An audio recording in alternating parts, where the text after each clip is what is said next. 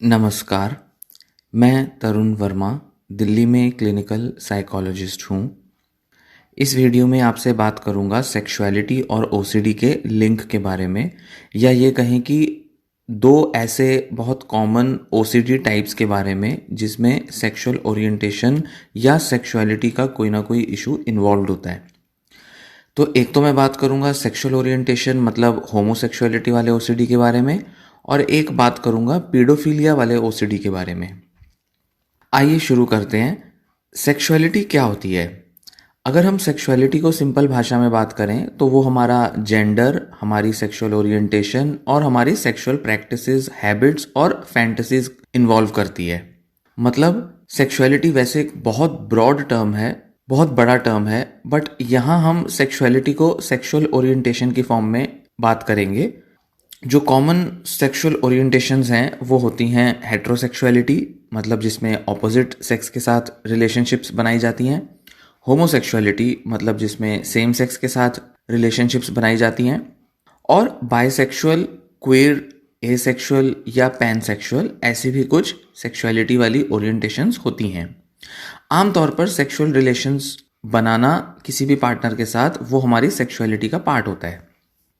आज के ज़माने में सेक्सुअलिटी जो है वो कई अलग अलग तरीके के रूप ले चुका है, और पिछले कुछ दशकों के हिसाब से अगर देखा जाए तो इसमें बहुत बदलाव आ चुके हैं, बहुत क्रांतिकारी फर्क देखने में आए हैं। ये बात भी सही है कि पाश्चात्य संस्कृति मतलब वेस्टर्न सिविलाइजेशन से ही इंडिया में अलग अलग फॉर्म्स जो है सेक्सुअलिटी के वो आए हैं या प्रचलित हुए हैं, ये कहना ठीक होगा। जितना ओपननेस वेस्टर्न सिविलाइजेशन में सेक्सुअलिटी की डिफरेंट ओरिएंटेशंस को लेकर है, इंडिया में उतना ओपननेस नहीं है।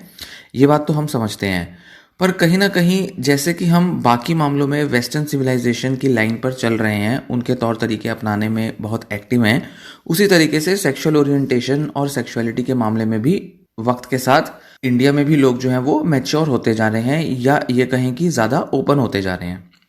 बहुत सारे लोग आजकल अपनी सेक्सुअलिटी को अलग अलग तौर पे एक्सप्लोर करने में भी इंटरेस्ट लेते हैं और फ्लूइड सेक्सुअलिटी रखते हैं, मतलब जिसमें किसी तरीके की बाउंड्री को रखना सेक्सुअलिटी के मामले में कई लोग प्रेफर नहीं करते। कई लोग अपनी बाउंड्रीज को थोड़ा फ्लेक्सिबल रखते हैं, फ्लूइड या फ्लेक्सिबल कहें इसको। इनमें कोई सही या गलत नहीं होता।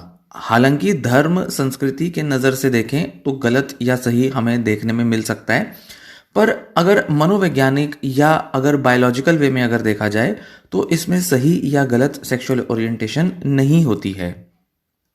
सेक्सुअल ओरिएंटेशंस के बायोलॉजिकल, साइकोलॉजिकल अलग अलग कॉजेज होते हैं। ये एक सब्जेक्टिव डिसीजन होता है किसी भी व्यक्ति का कि वो किस तरीके की सेक्सुअल ओरिएंटेशन में रहना चाहता है या उसे अपनाना चाहता है। पर्सन टू पर्सन डिपेंड करता है।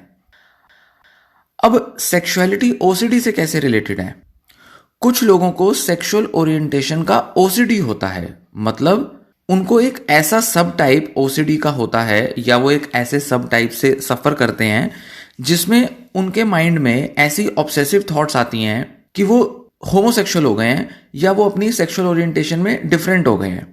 आमतौर पे तो ये होमोसेक्सुअल ओसीडी के ही रूप में देखने में आता है, मतलब एक व्यक्ति को ऐसे विचार आते हैं कि वो होमोसेक्सुअल हो गया है या उसके मन में होमोसेक्सुअल फीलिंग्स या थॉट्स आती हैं, और ये उस व्यक्ति की बात हो रही है जो हेट्रोसेक्सुअल है।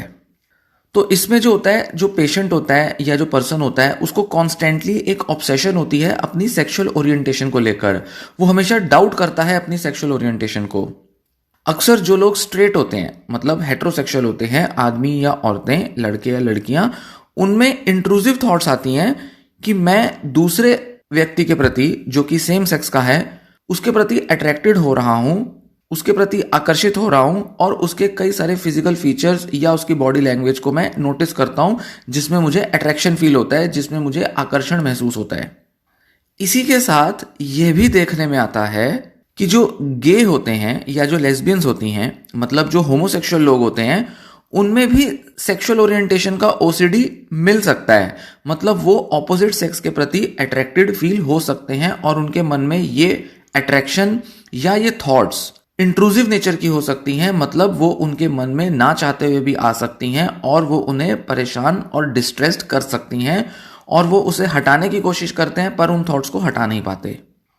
ये बहुत ज़्यादा ट्रबलिंग हो जाता है, बहुत ज़्यादा कंफ्यूजिंग और परेशान कर देने वाली थॉट्स हो जाती हैं, जिसमें कि व्यक्ति जो है वो अपनी सेक्सुअल ओरिएंटेशन को ना ही सिर्फ डाउट करने लगता है, जबकि वो ऐसा भी मानता है कि वह एक बुरा इंसान बन गया है, गलत इंसान बन गया है या बन गई है, और वो अपनी वैल्यू सिस्टम्स को, अपनी वैल्यूज़ को, अपनी आइडेंटिटी को बहुत ज़्यादा क्वेश्चन करने लगते हैं। तो ये बहुत डिस्ट्रेसिंग होता है, और बहुत आम तौर पे जब क्लिनिक में पेशेंट आते हैं ओसीडी के, तो उनमें होमोसेक्सुअल ओसीडी वाली जो ओरिएंटेशन होती है वो अक्सर देखने में मिलती है। अक्सर बहुत सारे लोग होमोसेक्सुअल ओसीडी से पीड़ित होते हैं। हालांकि हेट्रोसेक्सुअल ओसीडी कम देखने में आते हैं, मतलब ऐसे लोग जो होमोसेक्सुअल हैं और जिनको हेट्रोसेक्सुअलिटी का ओसीडी है, पर होमोसेक्सुअल ओसीडी बहुत कॉमनली देखने में आता है। दूसरा एक टाइप होता है, या कहें सब टाइप होता है सेक्सुअल ओसीडी का या सेक्सुअलिटी वाले ओसीडी का। वो होता है पीडोफिलिया ओसीडी, पीओसीडी कह सकते हैं, मतलब जिसमें बच्चों के प्रति सेक्सुअल अट्रैक्शन होता है या उनके प्रति किसी तरीके का सेक्सुअल एक्ट कमिट करने का एक इम्पल्स आता है, एक इच्छा, एक तीव्र अर्ज आती है। हालांकि जो ओसीडी का पर्सन होता है वह ऐसा कुछ करता नहीं है, पर उसके मन में एक थॉट या इच्छा से उत्पन्न होती है।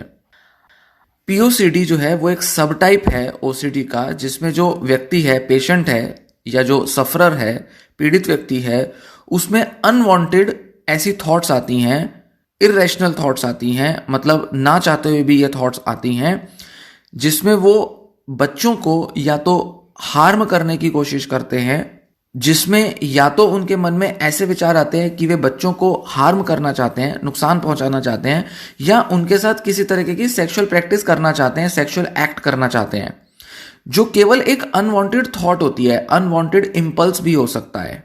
उनको लगता है कि बच्चों की प्रेजेंस में वो कुछ ऐसा कर जाएंगे जो कि सेक्सुअली बहुत ही गलत होगा, या कुछ ऐसा सेक्सुअल एक्ट कमिट कर जाएंगे जिसके लिए उनको सजा भी मिल सकती है, या वो कुछ ऐसा बुरा कर जाएंगे। तो उनके मन में डर होता है, जो कि अक्सर बच्चों की प्रेजेंस में ट्रिगर हो जाता है। उनको ऐसी एक तीव्र इच्छा सी महसूस होती है कि मैं कहीं कुछ गलत ना कर दूं इस बच्चे के साथ। उनको ऐसा भी लगने लगता है कि कहीं वे पीडोफिलिक तो नहीं बन रहे हैं, क्या उनके मन में कोई एक्टिव टेंडेंसी तो नहीं जग गई है जिसमें कि वो बच्चों के साथ सेक्स करने के प्रति उनके अंदर इच्छाएं आएंगी, या वो कहीं सच में तो ऐसे नहीं बन जाएंगे कि उनके मन में लगातार केवल बच्चों के साथ ही सेक्स करने की इच्छाएं आएंगी। इस तरीके की टेंडेंसी से वो ऑक्यूपाइड हो जाते हैं और वो इससे डर जाते हैं बहुत, और हमेशा अपने को वो प्रूव करने की कोशिश करते हैं, हमेशा अपने को इन चीज़ों से साफ करने की कोशिश करते हैं कि मैं ऐसा व्यक्ति नहीं हूं या मैं ऐसी व्यक्ति नहीं हूं। और वो किसी ना किसी तरीके से खुद को ये दिलासा दिलाने की या एश्योरेंस दिलाने की कोशिश करते हैं कि वो बच्चों का कोई नुकसान नहीं करेंगे या बच्चे के साथ किसी तरीके की बुरी हरकत नहीं करेंगे, और वो किसी तरीके का खतरा नहीं है बच्चे के लिए। वो खुद को बार बार ज़्यादा मोरल, ज़्यादा पवित्र, ज़्यादा साफ सुथरा प्रूव करते हैं अपनी ही नज़र में। पीओसीडी का जो सबसे घातक प्रभाव पड़ता है वो पड़ता है जब किसी व्यक्ति को अपने बच्चों के लिए ये विचार या इम्पल्स आने लगते हैं, तो वो अक्सर अपने ही बच्चों को अवॉइड करने लगते हैं। अपने बच्चों से ही कई बार वो अटैचमेंट डेवलप नहीं कर पाते, खेल नहीं पाते, उनको छू भी नहीं पाते। उनको बच्चों को छूने से भी डर लगता है। उनको लगता है कि कहीं वो ना चाहते हुए भी बच्चे के साथ कुछ सेक्सुअल हरकत ना कर दें। जैसे अक्सर ये देखने में आता है कि ये जो व्यक्ति होते हैं जिनको पीओसीडी होता है, पीडोफिलिक ओसीडी होता है, ये अक्सर अपने पार्टनर को कहते हैं, मतलब अपने हस्बैंड या वाइफ को कहते हैं कि वो बच्चे को उठाएं, बच्चे का कपड़े बदलें, बच्चे के डायपर बदलें, या वे ये भी रिक्वेस्ट करते हैं अपने पार्टनर से कि बच्चे को कभी भी उनकी प्रेजेंस में अकेला ना छोड़ें, हमेशा सामने रहें, हमेशा बच्चे को अपने साथ रखें।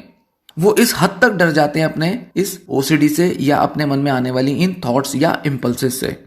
और अगर किसी व्यक्ति के खुद के बच्चे नहीं हैं तो वो क्या करते हैं, बच्चों की प्रेजेंस को अवॉइड करते हैं, जैसे स्कूलों को अवॉइड करते हैं या किसी ऐसी जगह पर जहां पर बहुत सारे बच्चे दिख सकते हैं, उन जगहों को अवॉइड करने की कोशिश करते हैं। या जैसे पार्क हो गए जहां पर बहुत बच्चे खेल रहे हैं, या किसी पड़ोसी के बच्चे हो गए, या कोई रिश्तेदार के बच्चे हो गए, दोस्तों के बच्चे हो गए, उनको भी छूने से या उनके करीब जाने से अवॉइड करते हैं खुद को। तो ऐसे में क्या किया जा सकता है जब सेक्सुअलिटी वाला ओसीडी हो? ये बात सच है कि घर में हो, वर्क प्लेस पर हो, मार्केट में हो, किसी के घर हो, पड़ोस में हो, सड़क पे हो, ये जो सेक्सुअल ओरिएंटेशन या पीडोफिलिया वाले जो ओसीडी वाली जो थॉट्स हैं वो कभी भी मन में ट्रिगर कर सकती हैं, कभी भी मन में उठ सकती हैं। कई बार जो पेशेंट होता है उसको सेक्सुअल इंटरकोर्स के टाइम पर भी, मतलब जब वो अपने रियल पार्टनर के साथ, मतलब हेटेरोसेक्सुअल पार्टनर हो या होमोसेक्सुअल पार्टनर हो, उसके साथ सेक्सुअल एक्टिविटी करते हुए भी इस तरीके की ओसीडी थॉट्स आ जाती हैं, जिस वजह से उनकी सेक्सुअल रिलेशनशिप्स और इंटीमेट रिलेशनशिप्स भी डिस्टर्ब हो जाती हैं। तो ऐसे टाइम पर सबसे ज्यादा अपसेटिंग, ट्रबलिंग या ये कहें कि डिस्ट्रेसिंग होता है इन इंट्रूसिव थॉट्स का मन में आना, इनका मन में उठना और किसी ना किसी तरीके से आपकी सेक्सुअल लाइफ को इंटरफेयर करना। इस वजह से कई बार जो लोग होते हैं जिनको ये वाला ओसीडी होता है वो अक्सर अपने पार्टनर के साथ रिलेशनशिप बनाने को भी अवॉइड करते हैं, वो अपनी रियल सेक्सुअल रिलेशंस बनाने से भी दूर भागते हैं और इस वजह से उनकी जो पार्टनर के साथ जो रिलेशनशिप है वो भी बहुत डिस्टर्ब हो जाती है, क्योंकि वो कहीं ना कहीं अपने पार्टनर को रिवील भी नहीं कर पाते कि वो ऐसा क्यों कर रहे हैं। तो पार्टनर जो होता है वो कोई ना कोई मिसकंसेप्शन उनके बारे में मन में बनाकर बैठ जाते हैं और उनको ये लगता है कि यह व्यक्ति या तो मेरे में इंटरेस्टेड नहीं है या इसका किसी और के साथ रिलेशनशिप है या शायद ये व्यक्ति डिजायर ही नहीं रखता, ये व्यक्ति जो है अपने में इच्छा ही नहीं रखता सेक्स करने की। तो आपका पार्टनर आपके बारे में ये सब सोच सकता है, जिस वजह से आपकी उनके साथ रिलेशनशिप डिस्टर्ब हो सकती है। वक्त के साथ ये प्रॉब्लम्स जो हैं वो डिवोर्स का रूप भी ले सकती हैं या किसी तरीके का सेपरेशन का रूप भी ले सकती हैं। कई बार कुछ ऐसी थॉट्स भी आती हैं जो कि सेक्सुअल ओसीडी का ही पार्ट होती हैं, जिसमें अक्सर जो पर्सन होता है वो ऐसा सोचता है या उसको ऐसी थॉट्स आती हैं कि मेरे पार्टनर के साथ मेरा कोई फ्रेंड है वो सेक्स कर रहा है। मतलब जैसे कोई मेल है और मेल सोचेगा कि सेक्स के टाइम पर कि मेरी जो फीमेल पार्टनर है उसके साथ मैं ना होता, मेरी जगह मेरा मेल फ्रेंड हो सकता था, या उसकी थॉट्स उसके मन में आने लगती हैं। या अपने किसी मेल फ्रेंड की न्यूड फोटो या नेकेड फोटो अपने मन में वो ला सकते हैं। फोटो से मेरा मतलब है कि इमेज ला सकते हैं। उनके मन में ऐसा विचार आ सकता है कि ये मैं नहीं हूं, मेरी जगह मेल पार्टनर है। या उनके मन में केवल वो थॉट्स इंटरफेयर कर सकती हैं क्योंकि उनके मन में कोई ना कोई ऐसी एक ऑब्सेसिव अट्रैक्टिव फिगर दिमाग में बार बार ट्रिगर करती है। मतलब उनको बार बार ऐसा लगता है कि वो जो अपने पार्टनर के साथ सेक्स कर रहे हैं वो शायद उनके साथ ना कर रहे होते, शायद किसी मेल के साथ कर रहे होते, तो वो सेक्सुअल इंटरकोर्स के टाइम पर भी बहुत ज्यादा इंटरफेयर कर सकती हैं। वो इंट्रूसिव थॉट्स परेशान कर सकती हैं। या किसी फैमिली मेंबर की इमेज को भी वो माइंड में ले आते हैं या उसकी भी इमेज जो है वो मन में आ जाती है, उसकी थॉट्स मन में आ जाती हैं, जिस वजह से उनकी सेक्सुअल रिलेशन इंटरफेयर होती है। इसी के साथ मास्टरबेशन के टाइम पर भी, मतलब हस्त मैथुन के टाइम पर भी उनके मन में इस तरीके की इंट्रूसिव थॉट्स आ सकती हैं, उनको परेशान कर सकती हैं। तो कहने का मतलब ये है कि सेक्सुअल एक्टिविटी किसी भी तरीके की हो, अपने पार्टनर के साथ हो या खुद ही के साथ हो, दोनों समय intrusive thoughts, negative thoughts, obsessive thoughts मन में आ सकती हैं, इंटरफेयर कर सकती हैं और जो भी सेक्सुअल एक्टिविटी या जो भी सेक्सुअल एक्सपीरियंस है उसको रूइन कर सकती हैं, खराब कर सकती हैं, डिस्ट्रॉय कर सकती हैं। ये थॉट्स इस हद तक परेशान कर देती हैं कि व्यक्ति अपनी सेक्सुअल लाइफ को एंजॉय करने से भी दूर हो जाता है। तो इस तरह से कहीं ना कहीं ये जो सेक्सुअलिटी वाला जो ओसीडी है ये व्यक्ति की लाइफ को बहुत ज़्यादा, बहुत डीपली और कई लेवल तक अफेक्ट करती है, उसको बहुत ज़्यादा प्रभावित करता है ये वाला ओसीडी। तो भले ही आपको कोई भी सब टाइप ओसीडी का हो या एक से ज़्यादा भी हो सकते हैं, आपको HOCD हो सकता है, मतलब होमोसेक्सुअल ओसीडी, या उसे हम हेटेरोसेक्सुअल ओसीडी भी कह सकते हैं, और POCD हो सकता है, पीडोफिलिक ओसीडी, या इसी तरीके के कोई दूसरे फॉर्म्स ऑफ सेक्सुअल ओसीडी आपको अगर हैं या आपको हो सकते हैं अगर, और आप इस तरीके की इंट्रूसिव थॉट से बहुत सफ़र कर रहे हैं अपने बेडरूम में अपने पार्टनर के साथ या मास्टरबेशन के टाइम पे, तो आपको ट्रीटमेंट के लिए डॉक्टर से मिलना चाहिए, अप्रोच करना चाहिए। एक साइकोलॉजिस्ट से मिलेंगे या ये कहूँ कि क्लिनिकल साइकोलॉजिस्ट से मिलेंगे तो वे आपको इस तरीके की प्रॉब्लम्स और इस तरीके की जो इंट्रूसिव थॉट्स हैं उनसे दूर रहने के लिए, उनको दूर करने के लिए आपको स्ट्रेटजीज बताएंगे, आपको टेक्निक्स बताएंगे और आपको थेरेपी सिखाएंगे। थेरेपी इसके लिए ली जा सकती है जिसमें कि बिहेवियरल थेरेपी बहुत हेल्पफुल होती है। एक बहुत common form of behaviour therapy होती है जिसे कहते हैं ERP, मतलब एक्सपोजर एंड रिस्पॉन्स प्रिवेंशन, जो कि एक बिहेवियर थेरेपी का रूप होती है। और इसे कॉग्निटिव बिहेवियरल थेरेपी के दौरान लिया जाता है, या ये कहें कि सीबीटी का ये एक पार्ट होता है। सीबीटी मतलब कॉग्निटिव बिहेवियरल थेरेपी। ये सबसे ज़्यादा रिकमेंडेड ट्रीटमेंट होता है ओसीडी के लिए। किसी भी टाइप के ओसीडी के लिए ये रिकमेंड किया जाता है, तो उसी तरह सेक्सुअल ओसीडी वाले पेशेंट्स को भी ये रिकमेंड किया जाता है। ईआरपी में क्या किया जाता है कि आपको अपने जो भी डर हैं उसके प्रति एक्सपोज किया जाता है, मतलब उसका सामना करने के लिए आपको कहा जाता है, आपको ट्रेन किया जाता है। आप बार बार उस फियर को जब एक्सपोज करते हो, उसका जब सामना करते हो, तो आपकी जो एंजाइटी होती है वो कम हो जाती है और धीरे धीरे आपका जो दिमाग है वो समझ जाता है कि अब किसी भी तरीके का डर जरूरी नहीं है, किसी भी तरह से अब डरने की जरूरत नहीं है, एंजाइटी की जरूरत नहीं है। और धीरे धीरे दिमाग जो है वो उस चीज से ऑब्सेस होना बंद कर देता है, उस चीज के प्रति आपके मन में जो विचार हैं उन्हें लाना बंद कर देता है।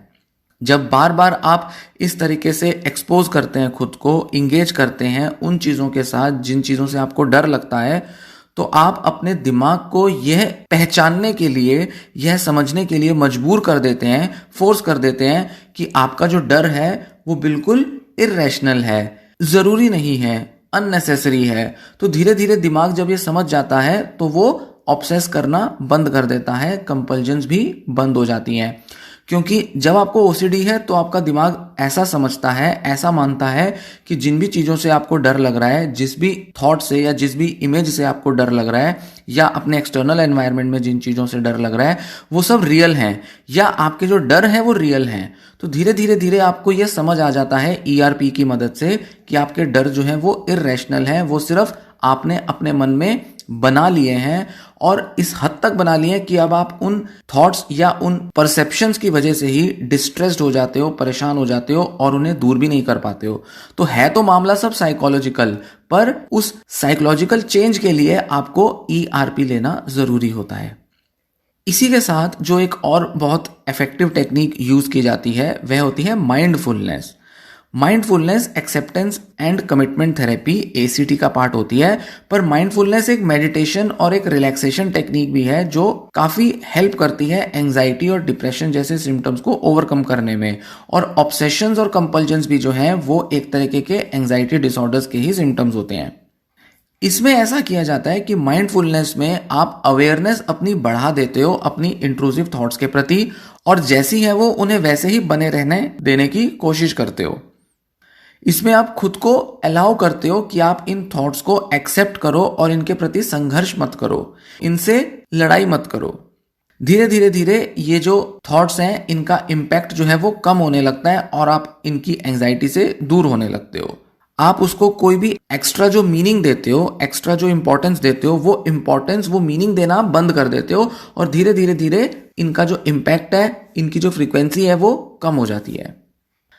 इसी के साथ सीबीटी में, कॉग्निटिव बिहेवियरल थेरेपी में, बहुत सारी ऐसी टेक्निक्स होती हैं जिसमें बिलीव्स को चेंज किया जाता है, क्योंकि कॉग्निटिव थेरेपी जो होता है, जो कि कॉग्निटिव बिहेवियरल थेरेपी का कंपोनेंट है, उसके अंदर बिलीव्स को चेंज करना सिखाया जाता है। आपके कुछ ऐसे बिलीव्स हैं, नज़रिए हैं, एजम्पशंस हैं अपनी ऑब्सेशंस को लेकर, जिसकी वजह से आप उन्हें होल्ड करते हो। तो जब एक बार आप अपने बिलीव्स को चेंज करना सीख जाते हो तो आप उन ऑब्सेशंस के अंदर जो अपनी इन्वॉल्वमेंट है, अपनी जो इंगेजमेंट है, उसको भी कहीं ना कहीं कम करते हो।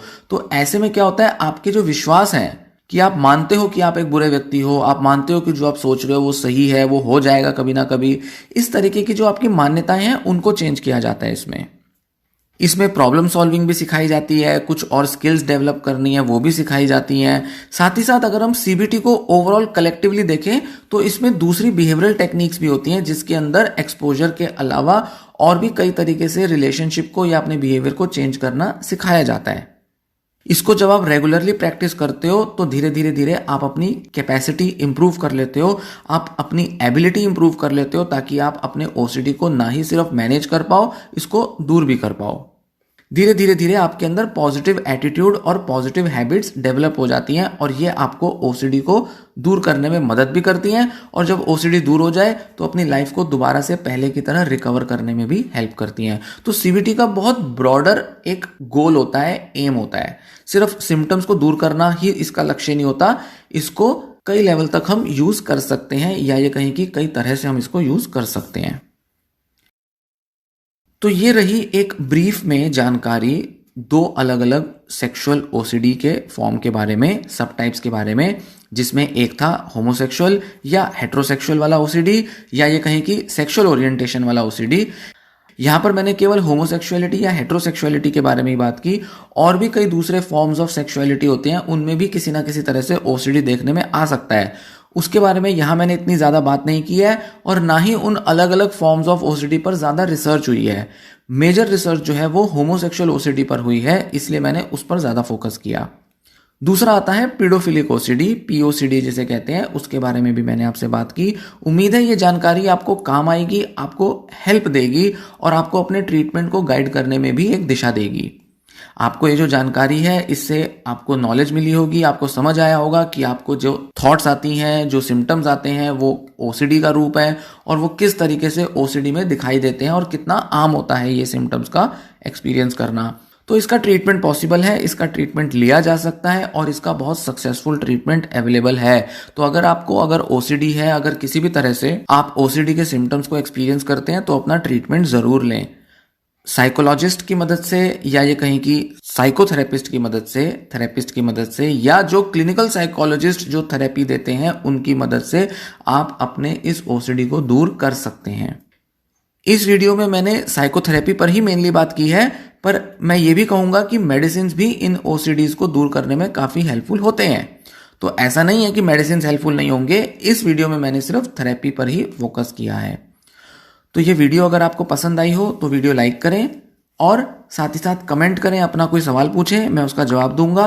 और इस चैनल को भी सब्सक्राइब करें अगर अभी तक आपने चैनल सब्सक्राइब नहीं किया है तो। ये वीडियो शेयर भी करें किसी ऐसे व्यक्ति के साथ जिसको इसके फायदा हो सकता है, या सोशल मीडिया पर शेयर करें ताकि और लोग जिन्हें ये वाला ओसीडी है वे भी इससे लाभ ले पाएं। धन्यवाद।